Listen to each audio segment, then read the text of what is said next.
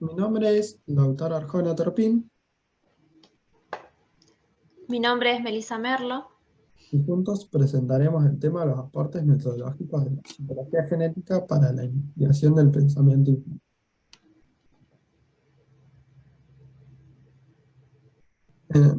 En esta explicación introduciremos conceptos de Piaget como fundador de la psicología genética a partir de sus estudios en la epistemología y su eh, pregunta fundante: ¿cómo se pasa de un estado de menor conocimiento a un estado de mayor conocimiento?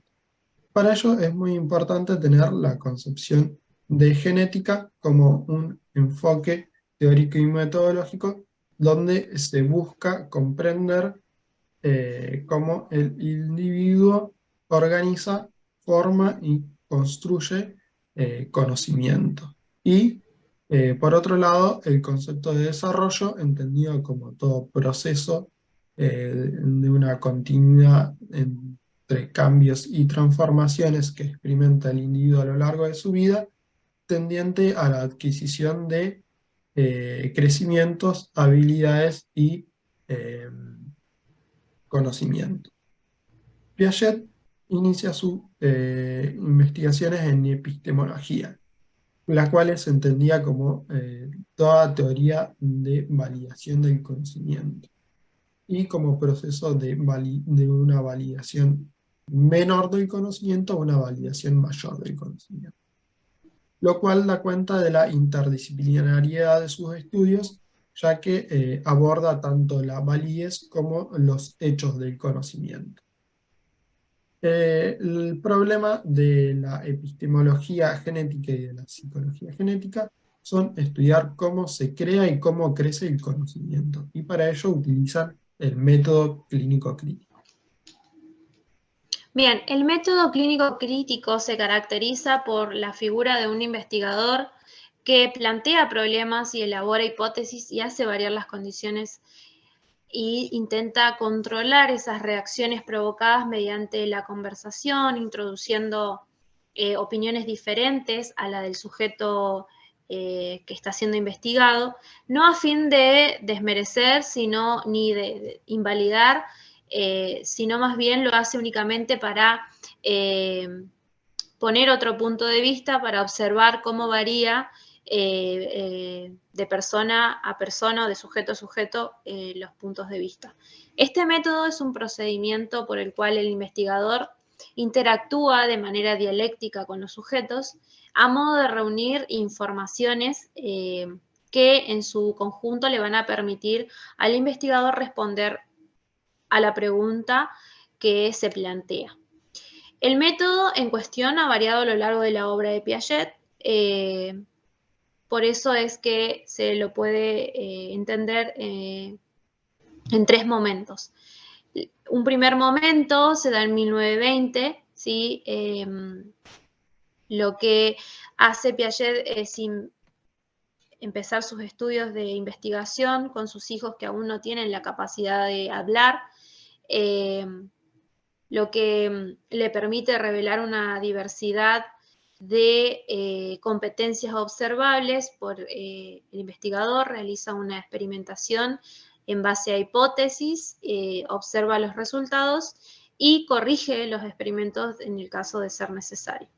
Después tenemos una segunda etapa donde estudia las creencias infantiles, que pregunta a los niños a través de un diálogo fluido y preguntas preestructuradas. Y lo que se propone es demostrar que los niños tienen teorías científicas diferentes a la de los adultos. Surge a partir de sus trabajos de estandarización de los test de Simon en Bennett, donde comienza a interrogarse el porqué de los errores que tenían todos los niños de determinada edad.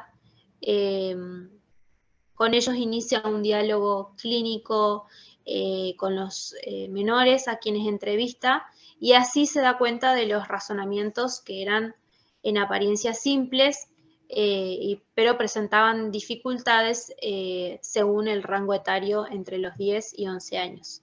Después tenemos una tercera etapa que combina tanto la observación experimental y el diálogo en forma de entrevistas con preguntas preestablecidas y trata de dar cuenta de las estructuras operatorias. Lo que busca es poner a prueba la lógica y es más, este proceso se da de manera pausada a diferencia de los anteriores momentos. Bien, con el método ya consolidado, Piaget da cuenta del concepto de inteligencia. La inteligencia es entendida como adaptación, es decir, como el equilibrio al cual tienden todas las estructuras cognitivas de un sujeto. Este concepto de inteligencia nos permite trazar una continuidad funcional entre los mecanismos sensoriomotrices más elementales y los mecanismos más avanzados como son los operatorios formales. Y nos permite dar cuenta de la teoría de los estadios, los cuales son 4. Cual se comienza por el sensorio motriz, en el cual se piensa en base a actuar inmediatamente con los objetos, ya que se carece de cualquier instrumento de representación. Y por segundo lugar tenemos el estadio preoperatorio, en el cual se reemplazan los objetos por unas representaciones simbólicas interiorizadas, las cuales dan lugar a la adquisición del lenguaje y del juego de roles. En tercer lugar tenemos el estadio operatorio concreto, en el cual se construye un sistema virtual de acciones que son tendientes a garantizar la conservación de ciertos invariantes, allí donde la percepción únicamente ve variaciones y modificaciones. Es importante mencionar que para que operen estos invariantes, el sujeto necesita la presencia de los objetos reales. Y, por último, en el operatorio formal, se opera sobre lo posible y no únicamente sobre lo real. Lo real es una variación de lo posible. Bien, Piaget expone que los estadios mencionados anteriormente por mi compañero operan esquemas de acción y estructuras que son responsables del desarrollo cognitivo. La acción es considerada constitutiva de todo conocimiento, incorporando los objetos a los esquemas del sujeto. Los esquemas son los que en una acción es de tal manera transponible, generalizable o diferenciable de una situación a la siguiente, o dicho de otra manera, lo que hay en las diversas repeticiones o aplicaciones de la misma acción. No constituye un observable el esquema, sino que es una construcción teórica, es decir, no es perceptible, ya que se percibe la acción introspectible.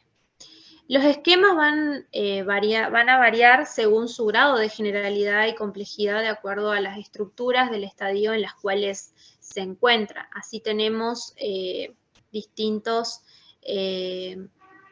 esquemas que son, en primer lugar, la de acción práctica, ¿sí? Que son tendientes a consecuciones, no a enunciar verdades. Lo que se propone es alcanzar objetos alejados o escondidos sin que intervengan representaciones sobre los mismos. Por otro lado, tenemos los esquemas representativos, son esquemas de acción práctica, son interiorizados, supone la reconstrucción de los objetos en el plano del pensamiento. Para reconstruir esas estructuras en el pensamiento, el sujeto se enfrenta en este nuevo plano con las mismas dificultades que ya ha logrado superar anteriormente. Estos esquemas se coordinan gradualmente para formar sistemas cada vez más complejos e integrados. Después tenemos los esquemas operatorios, que son acciones interiorizadas y sumamente coordinadas, reversibles y agrupados en totalidades. Y por último tenemos los esquemas de acción formal, que opera con hipótesis verbales lógicas transponibles a todos los ámbitos o campos del saber. Bien, para fundamentar el paso de un estadio a otro es a través de los mecanismos de los esquemas y estructuras. Piaget introduce los conceptos de equilibración, desequilibrios y reequilibración.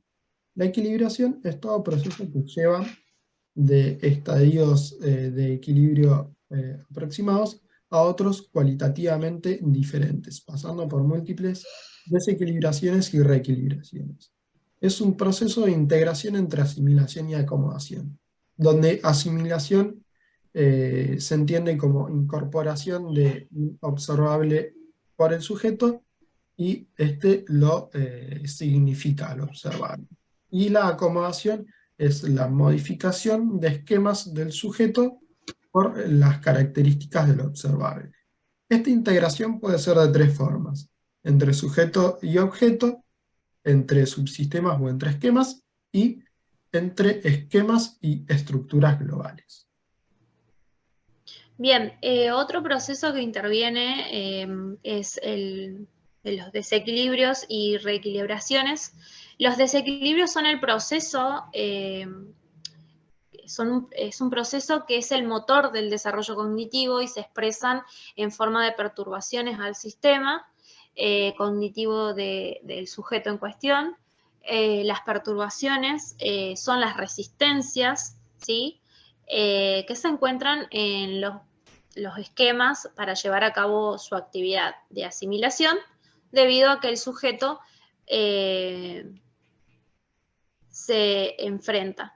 La reequilibración es la posibilidad de integrar esas perturbaciones, dejan de ser tales para convertirse en una instancia de lo posible del sistema, lo cual significa que el sistema de conocimiento es más avanzado que el anterior. Esto es porque se compensan las perturbaciones ampliando las capacidades cognitivas del sujeto. Las compensaciones pueden ser de tres tipos. En primer lugar, tenemos las reacciones alfa, ¿sí? Que es caracterizada por la ausencia de cualquier tipo de o forma de incorporar o integrar las perturbaciones al sistema. Son simplemente ignoradas o eliminadas. Después tenemos la reacción beta, que implica una modificación del sistema para tratar de acomodarlo a una perturbación externa, y funciona de modo no sistemático, ¿sí? Y con pequeñas perturbaciones en el objeto o la situación. Y por último, tenemos la reacción gamma, que consiste en la anticipación de las perturbaciones, siendo estas ahora simples variaciones o transformaciones que están previstas, y hay una completa coordinación entre afirmaciones y negaciones y pueden apreciar un estado superior de conocimiento a partir de esta reacción. Bien, a modo de conclusión, queremos expresar con este recorrido en la teoría de Piaget, a partir del método y de los conceptos desarrollados, cómo se pasa de un estado de menor conocimiento a un estado de mayor conocimiento. Y que dicho proceso es en el desarrollo infantil. Es importante mencionar que, si bien no hablamos de periodos fijos de edad, donde ocurren los estadios, todos ellos son desde la niñez a la adolescencia. Teniendo en cuenta como punto revolucionario al niño como antropólogo, es decir, como recolector de datos y explorador del mundo exterior, generando nuevos conceptos a partir de las observaciones. En ellos, el niño es un teorizante de la realidad por sí mismo y no necesita de la guía de un adulto en la institución escolar para construir conocimiento. Solo necesita tiempo e interacción con otros y su entorno. Eso es todo. Muchas gracias.